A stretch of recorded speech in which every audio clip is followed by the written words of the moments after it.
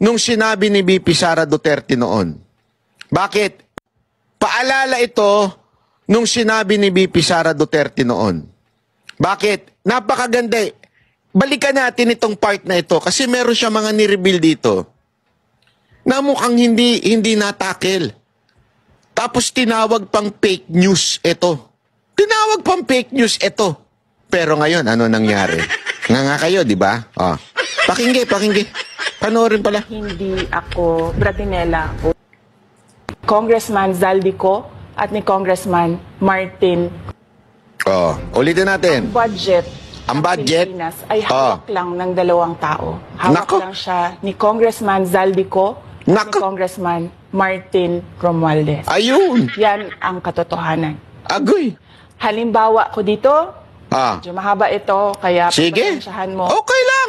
Ang halimbawa ko dito, sa DepEd muna tayo. Sa DepEd. Department of Education. Tingnan nyo Kung taong to prove yung kanyang sinasabing ang may hawak lang ay si Romualdez at si Zaldico, ito yung halimbawa niya at ito yung ebidensya niya. Secretary siya ng DepEd. So, hindi ito kwento-kwento, hindi ito chismis, ito'y na-experience niya mismo. Okay? Panoorin natin.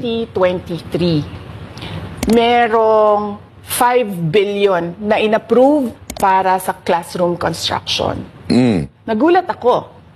Kasi merong mga lumapit na miyembro ng House na humihingi. Hinihingi nila yung 5 billion, parte ng 5 billion na budget. Wala kasi akong experience sa ganyan. At saka ang pagkakaintindi ko, pag inapprove na yan ng Office of the President, ibibigay na yan, pagdediretso na yon sa approval at trabaho. Gets nyo? Merong nilagak na budget sa DepEd para sa construction ng kung ano man dyan, mga siguro eskwelahan. Ano ginawa? Hinihingi. Sino humingi? According to VP Sara Duterte ito Sino humingi? Sige nga, sino humingi? Department of Education sa construction ng mga classroom. Nagulat ako, may humingi. Magkano ba ang amin dyan? Magkano ba ang amin dyan? Nako! So sinabi ko, hindi pwede ito. Kasi, ang mangyayari nito, hindi magagawa ng Department of Education ang trabaho namin na mag-construct ng classroom ayon sa classroom backlog at sa prioritization base sa backlog at sa classroom construction. Mantakin mo, putang inang yan. Hindi itong pinakasabi ko nga, itong mga taong korap na ito, talagang sagad sa buto. Alam nyo, ladies and gentlemen, sabi nga ni Rizal, ang pag-asa ng bayan ay ang mga kabataan. Hindi ako naniniwala doon.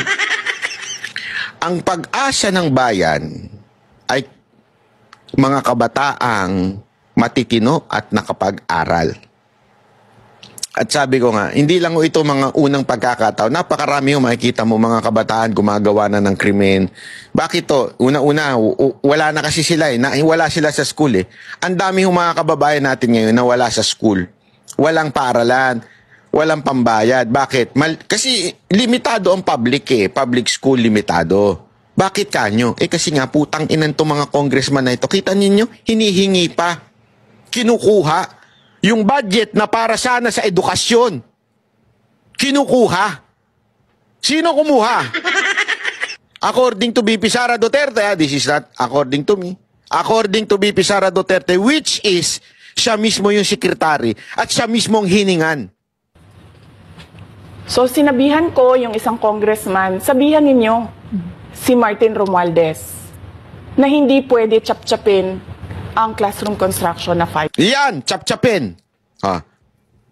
Ladies and gentlemen, pag pinakinggan nyo ngayon, si Ungab, sasabihin niya yung chap-chap. Sino yan chap-chap gang?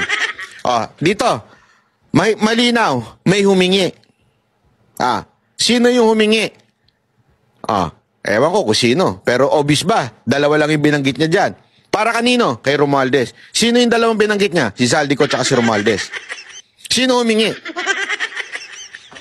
Hindi ko alam. Hindi ko alam. Pero sino binanggit ni BP Sara Duterte dito? Si Saldico at saka si Romualdez. Kung sila lang daw ang nagpapatakbo ng budget at may humingi sa kanya para ibigay kay Romualdez, sino na yun? Kayong bahala magsabi. Ako, hindi ko alam. Kaya kung makikita ninyo sa budget proposal na approved ng Office of the President, 5 billion yon. Pero nung lumabas yung GAA o yung budget approved noong 2023, naging 15 billion siya. Dahil hindi nga ako pumayag na kunin yung 5 billion, dinagdagan nila ng 10 billion yung classroom construction. Grabe, no? Kukunin yung 5 billion, hindi siya pumayag. Alam mo kung gaano kagara pala mga tarantadong ito? Ayaw mong pumayag. So dadagdagan na lang namin ng 10 billion pa. Para sa amin na yun. 10 billion? What the... Ewan ko na lang kung hindi kayo magalit dito, ladies and gentlemen. Nagtatrabaho kayo para may maibulsa itong mga ukininam na to.